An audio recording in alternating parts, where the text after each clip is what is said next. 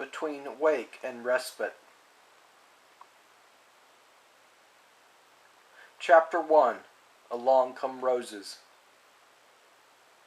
The running water washes the dust from his hands. His feet, now wet, dry as he walks to the bank where he left his sandals. Picking them up, he ties them to his belt. His lover, still sweaty from the hour before, is singing a lullaby she only partially knows.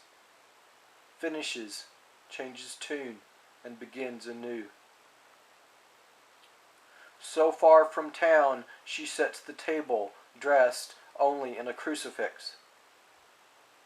The evening air, water across limestone, is light and damp. So much so to keep her hair from growing dry. In the shed he puts his tools away, awl, plane, hammer.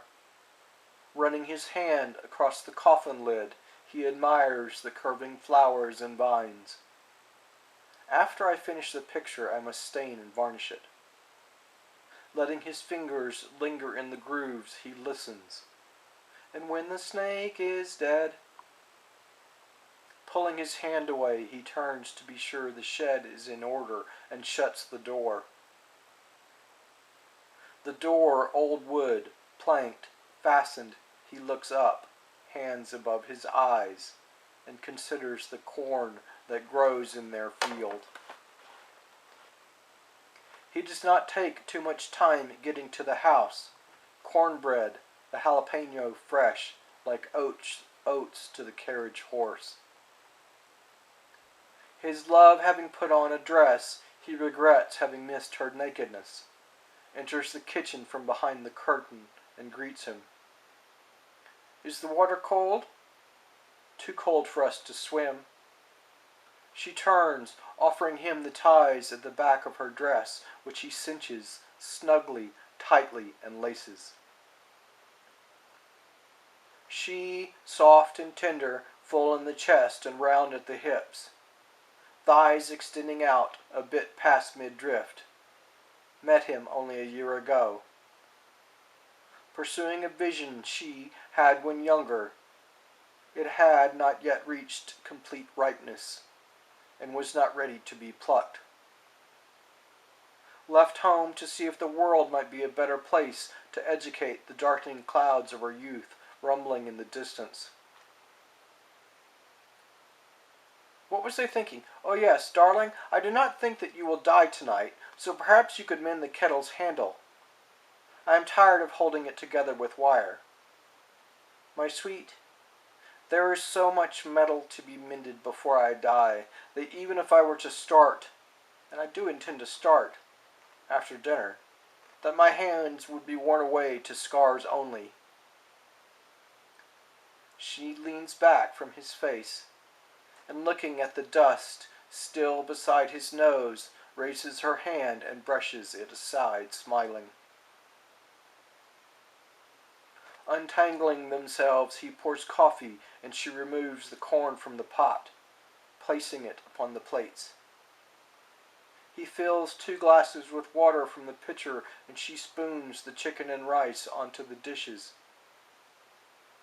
Before the corn is too cold, sit. Spreading butter on their corn, it melts and pools.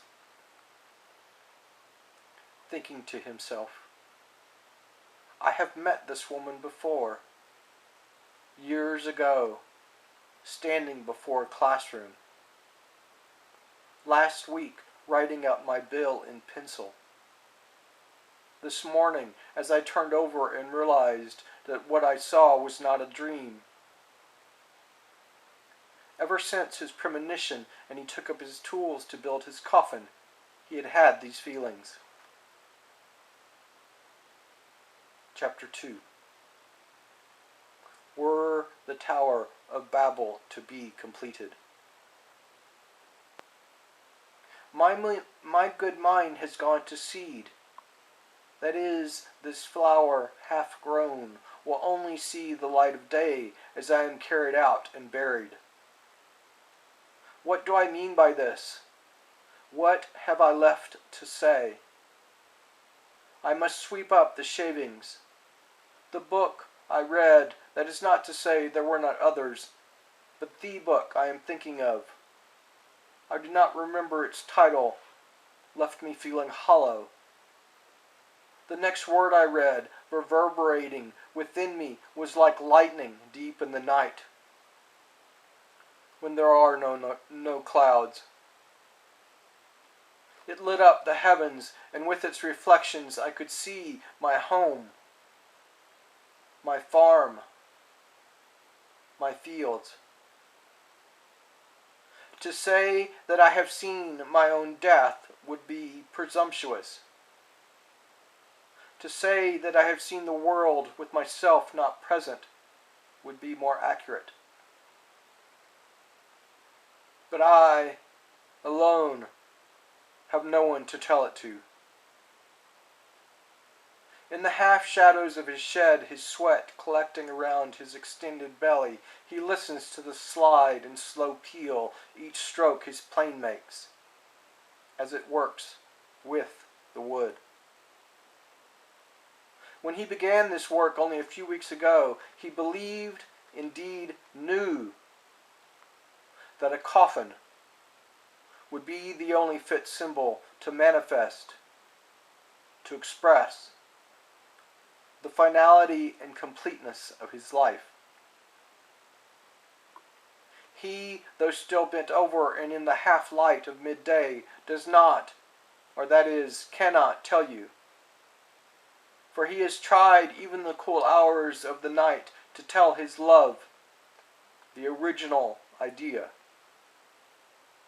It is only that each day he rises feeling closer, more fully assured that what he envisioned is in fact the truth. And what of that day when he realized he would be no more? I have told others how it was for him in his blindness, seeing more than when light did grace his inner eye. I have told others how in his tabernacle shed he dripped and ached over his affliction. But this is not my story. It is his. The curled wood forming a heap before his broom, collecting and polishing the dirt floor, he goes. He rests in the work of his sweeping.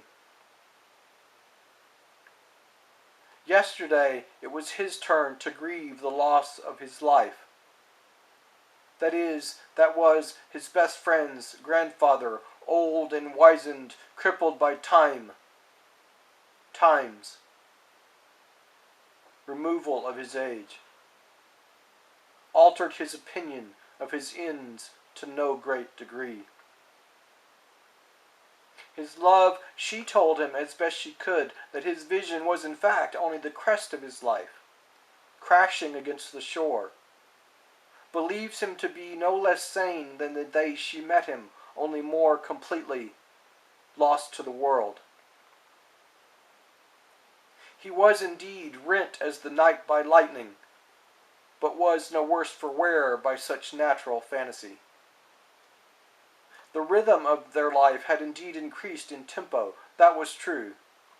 Waking, eating, smiling, making love had become greater climaxes, repeating themselves like growing circles of sowing, flowering, going to seed, extinction. What once troubling the man was now merely breathlessly waiting to be fed. Cat meowing for food. This book he only opened to read, not knowing that creeping up his coffin lid, it would carry him beyond the grave. I could tell you the title that lay upon its cover, but I, ill-equipped to write such glory, have only to turn a few days hence, to see that even it is only smoke disappearing, clouds, clarity, morning sunlight to setting sun. What can he and I tell you but that it was not a dream? We considered that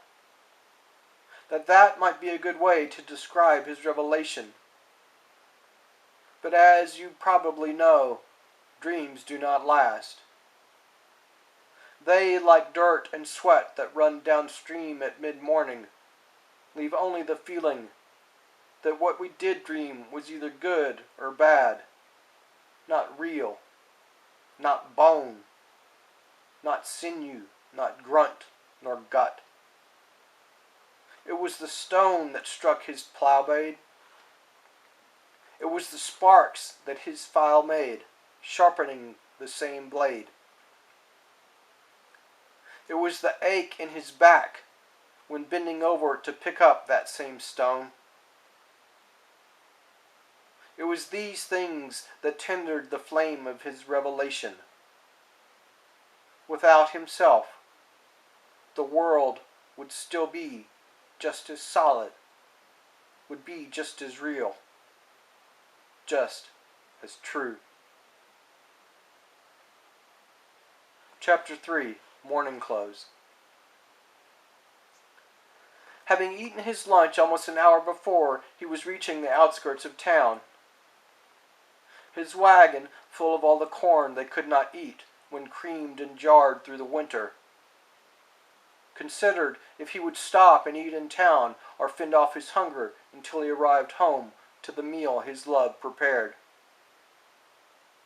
He coaxed their horse slowly along the road he and his neighbors had worn into town, the weak heel of their self-sufficiency.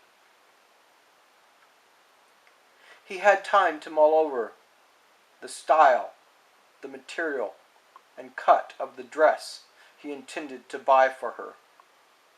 Black, lace, not too long, for she did not enjoy the heat and it would make her sweat, something he had always felt to be his prerogative. What else he intended to purchase, filling the small page she had given him, would keep them in stores for at least a month, and by that time he would be gone, having fulfilled his little vision. Removing his wagon from the rut in the road, the horse pulled up in front of the store, and he climbed down from the seat and tied off the reins. Seeing through the windows of the store office, I watched as my wife went to greet him. As he unloaded the bushels he had brought, she discussed with him how his work was going, and the health of his young lover. She would tell me later that he was somber and had indeed crossed over into the land of resignation.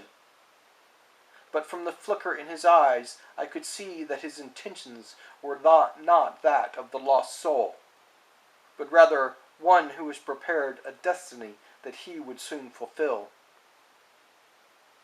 What his intentions were seemed fully honorable, and knowing the man he was and the loyalty and devotion he had shown the two other lovers in his life, did not give me the least doubt that he was, in fact, fully sane, and would be completely true to his own word. That this was something I too wished for, I have never told her. Chapter 4. Forgetting the name of thunder.